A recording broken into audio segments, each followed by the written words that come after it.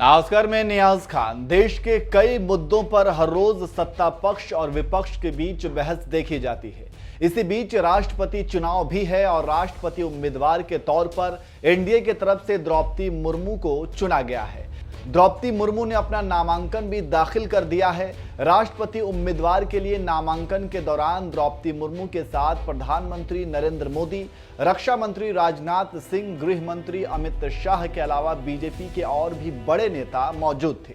इसी बीच भारतीय किसान यूनियन के नेता राकेश टिकैत ने द्रौपदी मुर्मू को लेकर एक ट्वीट कर दिया, जिसके बाद सोशल मीडिया पर लोगों ने जमकर लताड़ लगा दी। दरअसल राकेश टिकैत ने आदिवासियों के साथ एक फोटो साझा करते हुए लिखा, द्रौपदी मुर्मू के राष्ट्रपति पद की उम्मीदवारी से आदिवासी समाज का गौरव बुलंद वैभव हुआ है। हमें गर्व है, लेकिन इस समाज को जल, जंगल, जमीन से वंचित करने वाले षड्यंत्रों से निजात दिलाने में केंद्र सरकार की इच्छा शक्ति दिखाई नहीं पड़ती। ये दोहरा चरित्र समझ से परे है।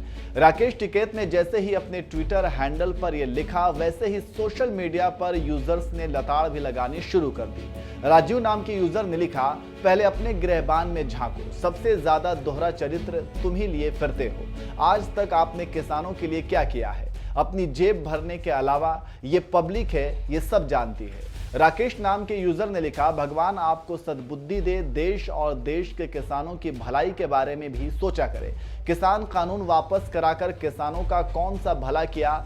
यदि कानूनों में सुधार करा लेते तो किसानों का कुछ भला होता और आपको भी कोई ना कोई राजनीतिक पार्टी विधानसभा पहुंचा देती। अब क्या? एक और यूजर ने लिखा, यदि इस समय आप द्रौपदी मुर्मू की उम्मीदवारी से गौरवान्वित हैं तो फिर अभी लेकिन किंतु परंतु सरीखे कंजक्शन क्यों? सिद्ध हुआ आप भी राजनीतिक नेता हैं, किसान नेता नहीं। एक दूसरे यूजर ने लिखा, अपने आप को किसान नेता कहते हो, आपने किसानों को जैविक कृषि के फायदे बताएं, कृषि लागत को कैसे कम करें, इस बारे में किसानों से बात की। सीमांत किसान जिनके पास खेती की जमीन कम है, इनको आपने किस तरह की सहायता की? किसानों को आगे बढ़ने में सहायता करो, आंदोलन करना ही नेता का काम नहीं होता।